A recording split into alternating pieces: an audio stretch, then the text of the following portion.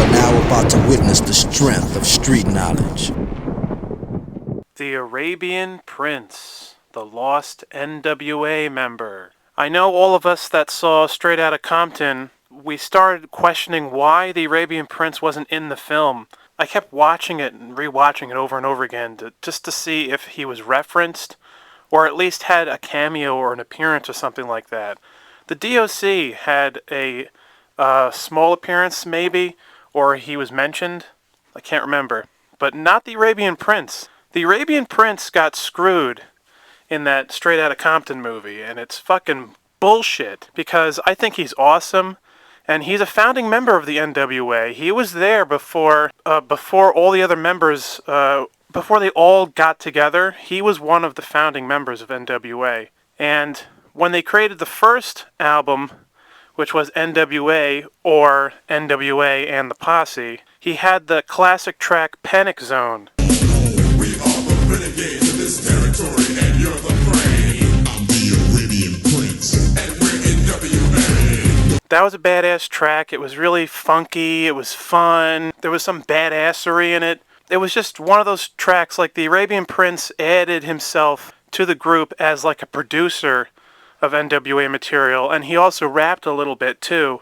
He was kind of like Dre with those beats he added. So he added this extra like fun kick poppy kind of a vibe of a sound to N.W.A., which helped N.W.A. reach the charts on the billboards and become a big name. And what happened was, right after, and I mean right after Straight Outta Compton was released, he bounced. He left N.W.A. because he's a savvy businessman and he wasn't getting paid the money that he deserved to be paid. And, you know, there was some sketchy things going on, a lot of sketchy things going on in N.W.A. with the money.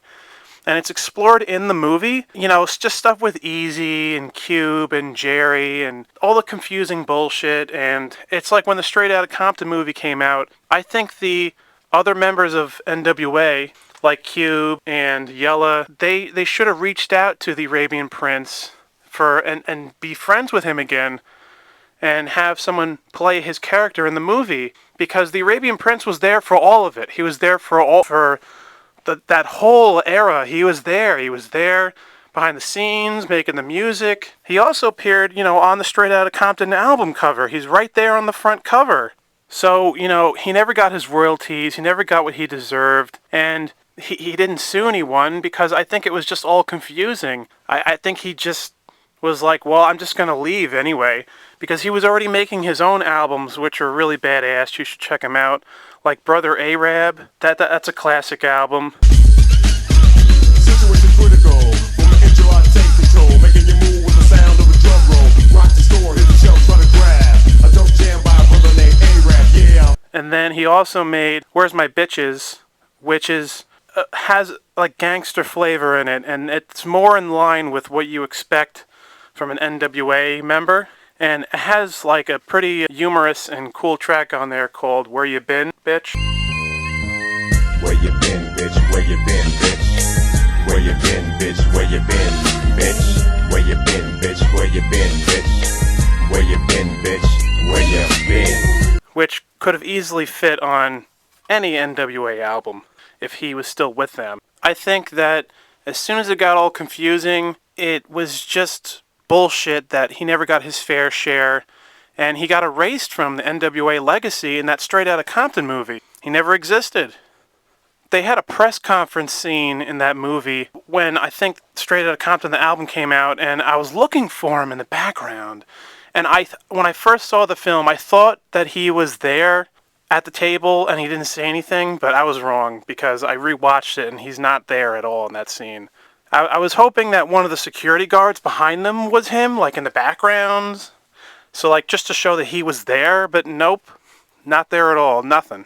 I think they were shitty friends to him. Historically, like after all this time, like they decide to make a Straight Outta Compton movie and Cube and everyone else is into it, and they don't talk to the Arabian Prince. They don't reach out to him and say, hey, we're making this movie and we want to make amends. See somehow, some way someone can get you the money you deserve, the royalties and all that. They were shitty friends to him, and they never made amends with him. the other N.W.A. members didn't respect the legacy that he gave N.W.A. Now, even though he may not have contributed as much to the Straight Outta Compton album as the first album, he still was one of the producers on that whole album. So he probably worked on a couple of tracks, and there is one track in particular he worked on. I'm trying to remember what it's called. It might be called Something to Dance To, but he wasn't just on the cover. He was actually on the album, too. And he never got paid any of that money, and, you know, it's horseshit. He probably left the group without asking anyone, the members of the group, where's my money? He probably just left because he just figured they were all in it for the money now anyway.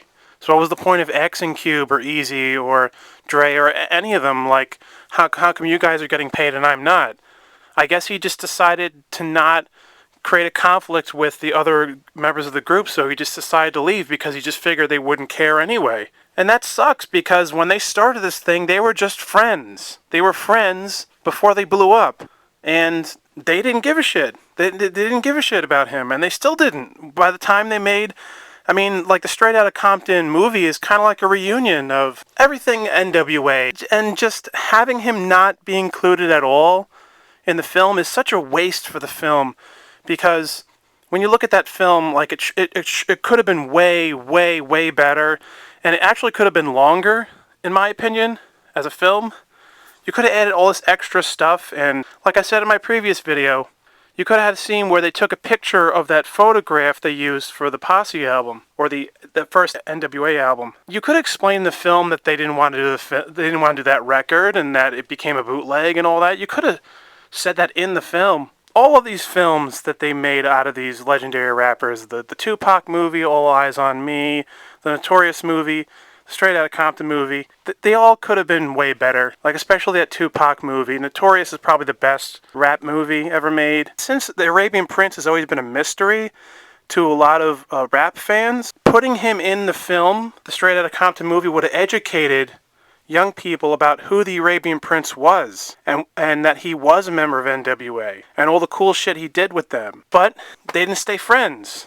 They screwed him over. So that's why we never got to have any of that. And it would have been sick to see that in the movie because, you know, he's a part of rap history and he got the short end of the stick. The Arabian Prince is one of my favorite members of N.W.A. just because he's so interesting. His sound is not exactly like the main sound of N.W.A., but he contributed as a producer and the pop radio stuff to N.W.A. And he was badass in his own way. He wore those same hats and the chains and everything. I mean, come on, that's horseshit.